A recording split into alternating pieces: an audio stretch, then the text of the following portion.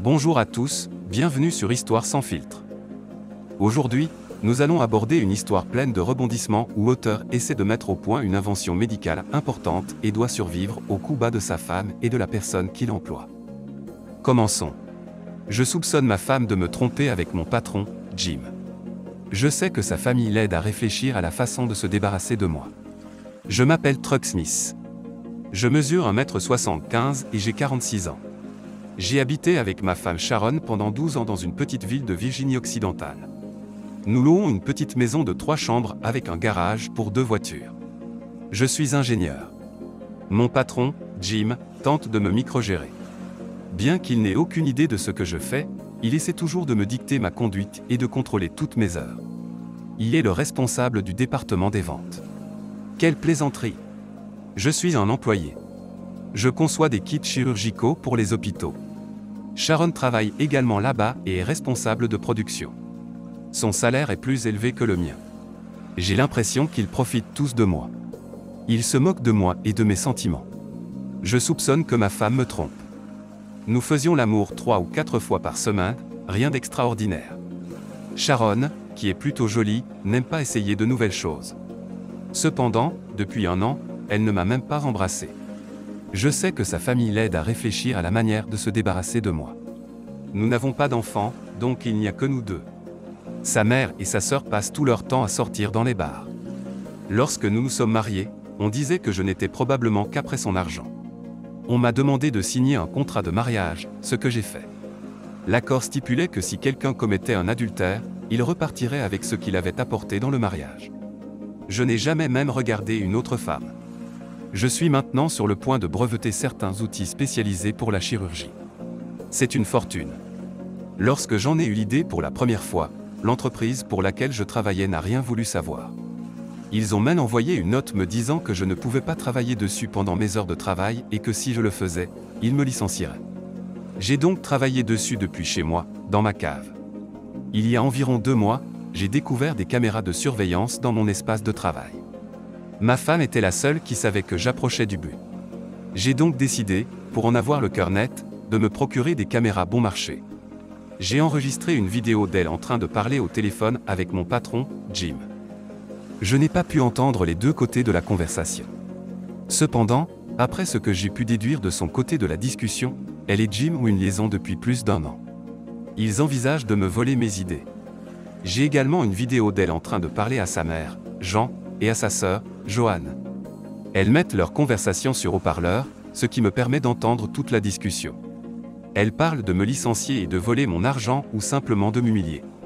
Profondément bouleversé, j'ai pris la décision d'aller parler à un ancien camarade de l'armée, Tom. Nous n'avons rien fait de particulier lorsque nous étions en service. J'étais opérateur d'équipements lourds et il était mécanicien. Je m'en sors toujours mieux quand je discute des choses avec quelqu'un. J'ai apporté mes enregistrements avec moi. Il m'a dit que je devrais transférer mes affaires dans son garage. J'ai déplacé mes vrais dessins vers un autre ordinateur et j'ai placé des bêtises sur mon ancien ordinateur. J'ai conservé les noms de fichiers pour que Jim ne le remarque pas. En outre, j'ai acheté des caméras et des enregistreurs plus sophistiqués pour mieux comprendre leurs plans. J'ai installé des caméras dans les chambres, la cuisine et le salon. Le lendemain de leur installation, j'ai obtenu une vidéo de Sharon et Jim en train de faire l'amour dans mon lit.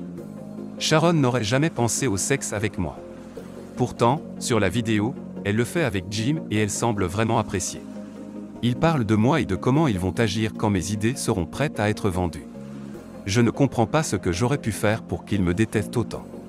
Sharon parle de moi comme si je n'étais qu'un employé idiot au lieu d'un époux. Je ne suis bon qu'à avoir des idées et à faire des travaux de jardinage.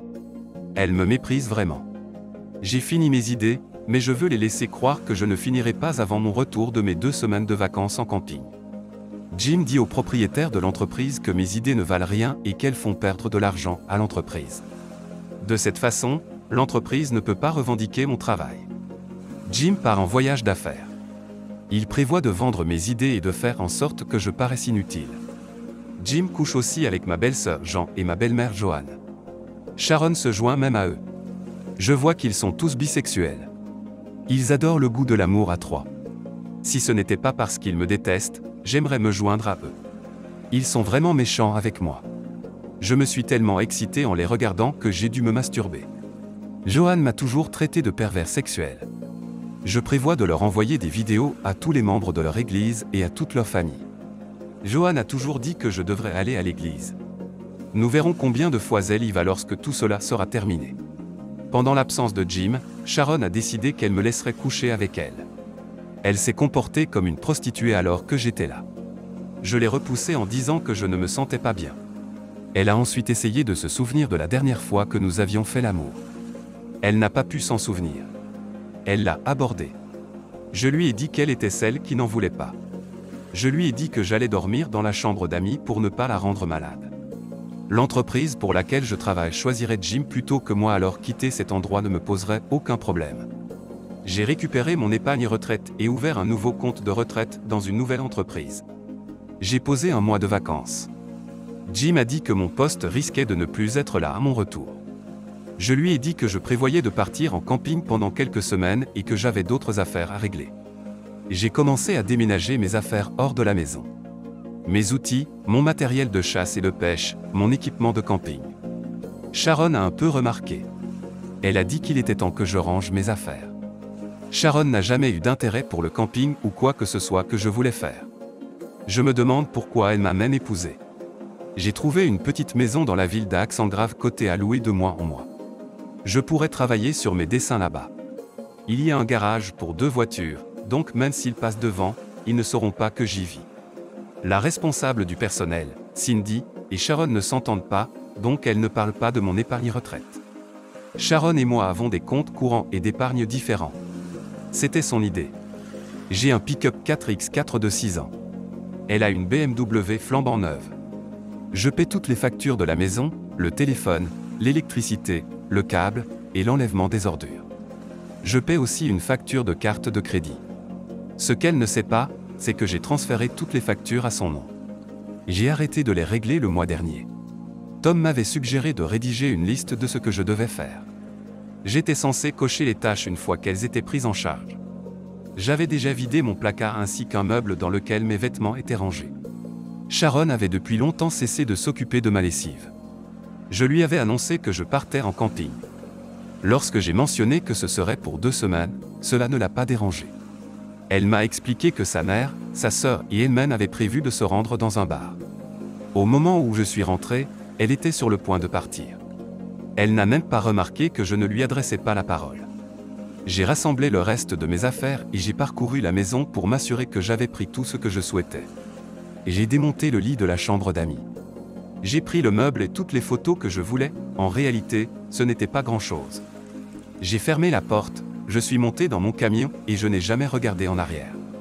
La première semaine, j'ai vendu mes brevets pour 5 millions de dollars.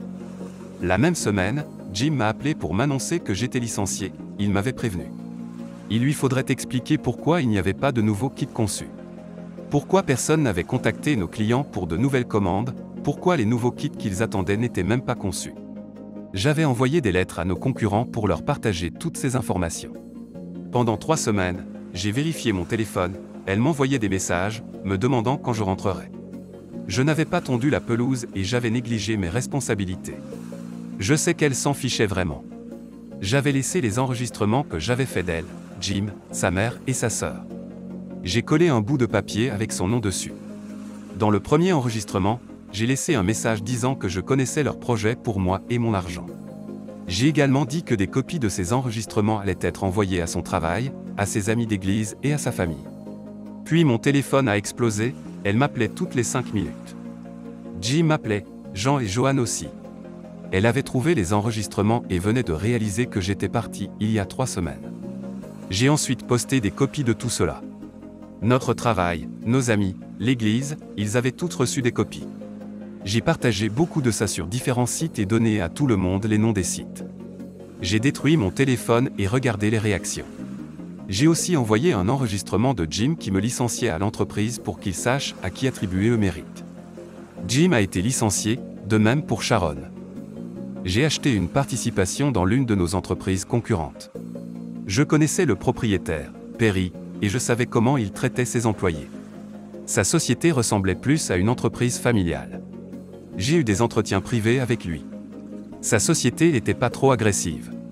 Je lui avais fait comprendre que je ne voulais pas que la ville subisse de préjudice et que la plupart des gens étaient de bons travailleurs. Il savait ce que j'avais l'intention de faire et qu'il pourrait acheter tout l'équipement et l'usine pour une bouchée de pain. Je lui avais déniché quelques ingénieurs en conception et les avais formés pour concevoir des kits que je savais que les hôpitaux désireraient et apprécieraient. Je leur ai enseigné comment traiter les clients. Environ une semaine après que l'usine ait repris son fonctionnement, Jim se présente pour une entrevue d'emploi.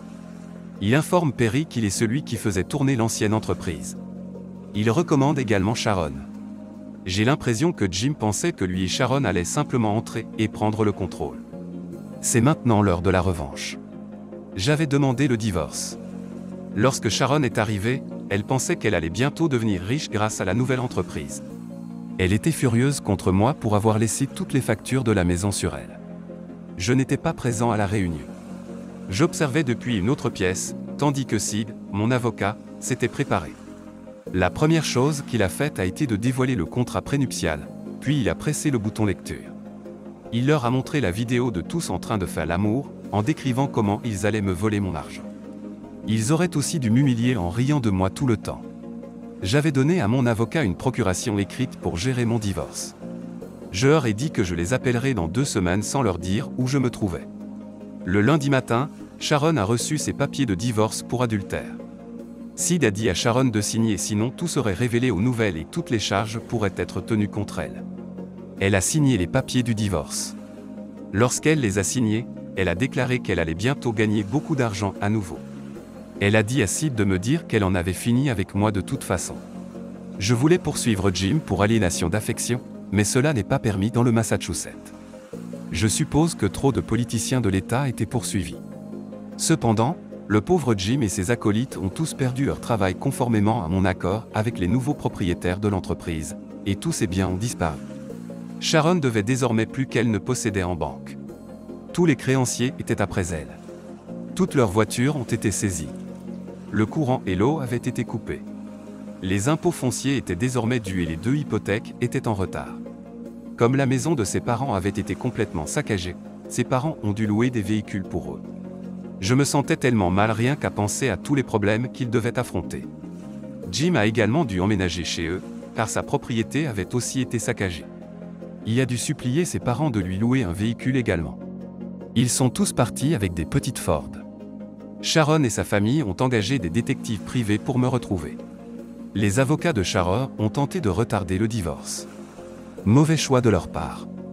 L'affaire a suscité beaucoup d'intérêt, avec le test ADN et les vidéos d'eux en train de faire l'amour qui ont fini sur Internet.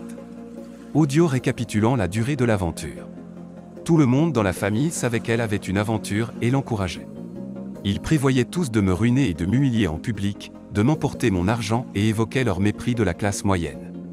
Il existe des vidéos et des enregistrements audio de sa famille soudoyant des politiciens et corrompant les fonctionnaires, crachant sur ceux qui étaient honnêtes. J'ai tout placé sur un grand nombre de sites web qui apprécient ce genre de contenu. Le divorce est finalement survenu. Le juge qui était supposé superviser l'affaire a dû se récuser car il était parmi les fonctionnaires corrompus exposés. Le jour où le divorce a été officialisé, l'entreprise a organisé une journée d'appréciation des employés et une grande inauguration. Sharon, sa sœur, sa mère et Jean étaient là, pensant qu'ils allaient simplement entrer et prendre le contrôle. Je les ai fait asseoir à la table d'honneur. Perry m'a présenté comme étant le principal instigateur de cette situation. Sharon s'est précipitée vers moi, m'insultant. Tout le monde l'écoutait. Je lui ai répondu que je n'ai pas demandé le divorce, c'était son choix. Je voulais que tout le monde connaisse la vérité. Certains des enregistrements ont été projetés sur un grand écran de télévision, les parties indécentes floutées et une partie de la conversation a été censurée. Jim a déclaré qu'il allait rassembler les anciens propriétaires pour m'attaquer en justice, prétendant que j'avais trompé l'entreprise. Un enregistrement de Jim me renvoyant a été diffusé avec la date. Ensuite, j'ai présenté les 2 nouveaux ingénieurs de conception et je leur ai demandé de dire qui a conçu les nouveaux kits qu'ils affirmaient avoir conçus. J'avais déjà parlé aux anciens propriétaires et leur avais proposé de revenir mais avec une augmentation. Ils ont refusé mais j'ai tout enregistré. De plus, j'ai un mémo signé par Jim, disant que les outils spéciaux sur lesquels j'avais travaillé ne m'appartenaient que partiellement et que je ne les avais pas développés à la société. Il est clairement précisé dans le mémo que si je pensais même à y travailler, je serais renvoyé. Ils n'avaient aucun argument solide à leur disposition, et ils le savaient. Ils avaient soutenu Jim contre moi et avaient perdu. Tout le monde dans la nouvelle entreprise a reçu des augmentations et un meilleur package d'avantages sociaux. Les personnes que je connaissais, qui travaillent dur et maîtrisent leur travail, ont reçu des promotions. J'ai pris Cindy à part et l'ai mise en garde contre mon ex. Je lui ai dit que si elle avait le moindre problème avec eux, qu'elle me le fasse savoir. Je lui ai dit qu'elle ne devait pas avoir peur de me le dire, car je savais à quel point ils peuvent être fourbes. Je lui ai exprimé qu'il n'y avait rien qu'elle puisse faire qui changerait ma confiance en elle. Je lui ai assuré qu'elle était désormais en charge de ce département et que je savais qu'elle pouvait s'en occuper. Je lui ai dit que si elle avait une question, elle ne devait pas hésiter à demander. Je lui ai dit que je passerais la voir de temps en temps. C'était le dernier épisode de l'histoire. Après des années, je ne sais pas comment ils m'ont trouvé, mais ils l'ont fait. Mes amis en ville m'ont dit que quelqu'un posait des questions sur moi. Je savais aussi, à travers les emails de ma femme, qu'ils savaient où j'étais. 2 gars ont atterri sur un étang à côté de mon terrain pendant la nuit. Je les attendais. J'avais installé une vidéosurveillance. Quand ils ont fait irruption dans la maison, je leur ai tiré dessus sans les blesser gravement. Ils ne s'y attendaient pas. Mais ils s'introduisaient chez moi pour me frapper. Quelqu'un a demandé pourquoi j'utilisais du sel de roche dans les munitions au lieu de plomb d'acier. J'ai téléphoné à la gendarmerie et leur ai signalé que 2 hommes avaient tenté de m'agresser, mais que je les avais désormais sous contrôle. Le lendemain matin, la gendarmerie est arrivée, a procédé à leur arrestation ainsi qu'à la saisie de toutes les preuves qui démontraient ce qu'ils comptaient faire. Ils ont affirmé aux forces de l'ordre qu'ils étaient simplement égarés et désiraient seulement demander leur chemin. Cependant, la vidéo de la caméra de surveillance et les preuves trouvées contradisaient leur version. Ils ont passé plusieurs semaines en hôpital avant d'être transférés en prison. Finalement, ils ont fini par indiquer aux autorités pour qui ils travaillaient et la mission pour laquelle ils avaient été recrutés. Après toute cette histoire, je suis parti pour le Maryland afin de régler quelques affaires. J'ai choisi de me rendre dans un restaurant où je savais que la famille de mon ex-épouse avait l'habitude de se retrouver. Ils sont passés à côté de moi sans me reconnaître. Désormais, mes cheveux gris ont poussé jusqu'aux épaules, j'ai laissé pousser ma barbe et je suis en meilleure forme physique. J'ai ensuite demandé au serveur d'envoyer une bouteille de champagne à leur table. Tout semblait avoir vieilli de 20 ans depuis la dernière fois. Ils m'ont observé, puis, après quelques minutes, Sharon s'est exclamée « Oh mon Dieu, fils de... » Elle m'a reconnu. Elle leur a révélé mon identité. Sharon s'est mise à crier que j'avais ruiné leur vie, m'accablant d'injures. Subitement, sa sœur a appelé la police. Les forces de l'ordre sont arrivées et m'ont arrêté. J'ai demandé au serveur d'appeler mon avocat pour moi, car je doutais que la police me laisse faire. Ils ont visionné les enregistrements de la caméra de surveillance et m'ont relâché. Les vidéos montraient bien que je leur avais simplement envoyé le champagne à leur table et que je leur avais parlé très calmement. Cela prouvait que je ne faisais que me défendre. Si ce n'était pas grâce à mon avocat qui avait anticipé ce qui s'était passé et fait en sorte d'obtenir des copies des enregistrements de la caméra de surveillance, je ne pense pas que la police m'aurait laissé partir. Ils étaient en effet amis avec ma belle-mère. Sharon a appelé ma chambre d'hôtel et a demandé si nous pouvions parler. Je l'ai retrouvée dans le hall de l'hôtel, en m'assurant que nous étions enregistrés. Elle m'a demandé pourquoi j'avais fait cela à elle et à sa famille. Je l'ai regardée avec étonnement. J'ai expliqué calmement que j'avais découvert leur plan contre moi et que je les avais devancés avant qu'ils ne m'aient. Je lui ai dit que j'avais découvert sa longue relation avec Jim. Je lui ai ensuite demandé pourquoi elle m'avait épousé si elle me détestait. Je ne lui ai pas dit que j'avais mis toute la maison sur écoute ou que je la surveillais. Elle avait perdu son travail, sa maison et ses voitures. Jim avait également perdu sa maison et son travail. Ils ont tous dû aller vivre chez ses parents. Elle a simplement dit que ce n'était rien de personnel. Elle l'a fait au début pour s'éloigner de sa famille. Puis, elle a dit qu'il était amusant de me faire toutes ces choses pour elle et qu'ils étaient excités de voir que je mordais à l'hameçon. Je lui ai demandé pourquoi elle ne m'avait pas simplement divorcé quand elle a rencontré Jim. Elle a dit qu'à l'époque c'était amusant et qu'ainsi elle aurait tout. Je lui ai demandé comment cela se passait pour elle. Je n'ai rien dit de plus. Je me suis simplement levé et suis retourné dans ma chambre. Le lendemain, je suis parti, pour profiter de ma vie en paix en sachant à quel point j'avais ruiné la leur vie, leur crédit, leur argent, leur fierté et bien sûr leur réputation. C'était bien mieux que de les tuer. Ils devront penser à moi tout le temps. Fin de l'histoire. Merci de nous avoir rejoints sur Histoire sans filtre, où nous vous proposons des histoires réelles.